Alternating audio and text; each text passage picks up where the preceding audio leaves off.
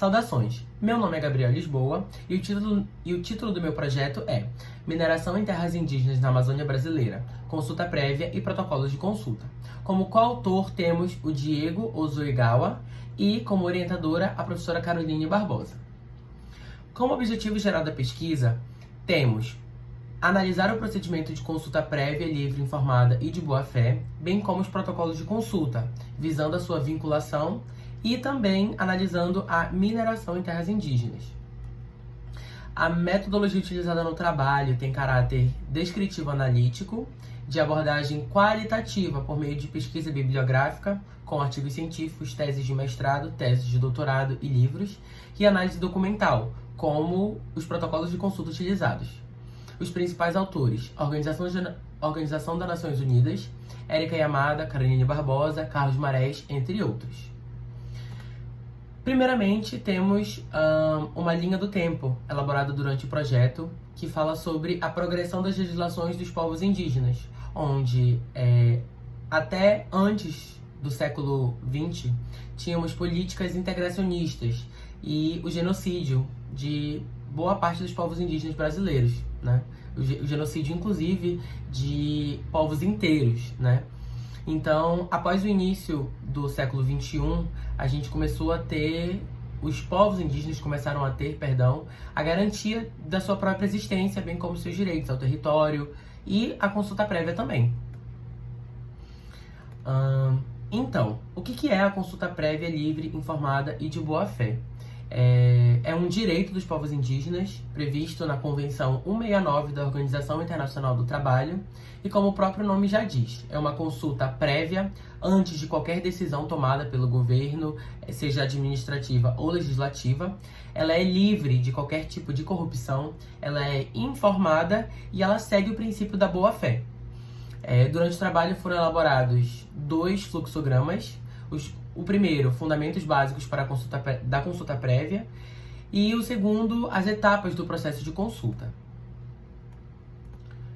Sobre os protocolos de consulta. O que são? Protocolos de consulta é um meio pelo qual os povos indígenas podem exercer, né, e acharam de como exercer o seu direito à consulta prévia, livre, informada de boa-fé. O protocolo de consulta, ele é um documento formado pelos indígenas, pela organização indígena, de um território ou de várias comunidades indígenas, em que eles escrevem, né, em um documento, como eles querem, como eles devem ser consultados, regras da comunidade em datas específicas, por exemplo, em que eles querem ser consultados, e em datas específicas que eles não podem, eles teriam algum tipo de festividade e etc. No trabalho, a gente analisou e ela identificou semelhanças e diferenças de 2 protocolos de consulta. O protocolo de consulta dos povos de território indígena do Xingu e o protocolo de consulta e consentimento Wayampi. Como justificativa do trabalho, a gente elaborou, né, um quadro e um fluxograma. O quadro, ele identifica conflitos dentro de terras indígenas que envolvem a mineração ilegal e o garimpo em terras indígenas, que infelizmente até hoje acontece bastante. Já no fluxograma, a gente deixou identificado a distribuição dos processos minerários de acordo com a fase minerária em terras indígenas. Para a conclusão, a gente teve a consulta prévia, livre, informada, analisada, bem como os protocolos de consulta identificados, também analisados. A gente levantou e analisou projetos de lei e legislações, tanto internacionais quanto daqui do Brasil, brasileiras.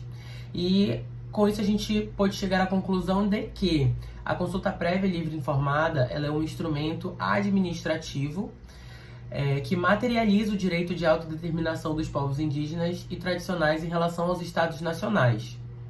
Também ela é essencial para que se permita avançar nas construções de trajetórias de desenvolvimento pautadas na sustentabilidade e dirimir conflitos advindos da atividade da mineração, como a gente pode ver no quadro e no fluxograma mostrados anteriormente, de forma que seja possível efetivar os planos de vida dos povos indígenas, bem como seu direito à autodeterminação e o direito à consulta prévia, frente ao Estado.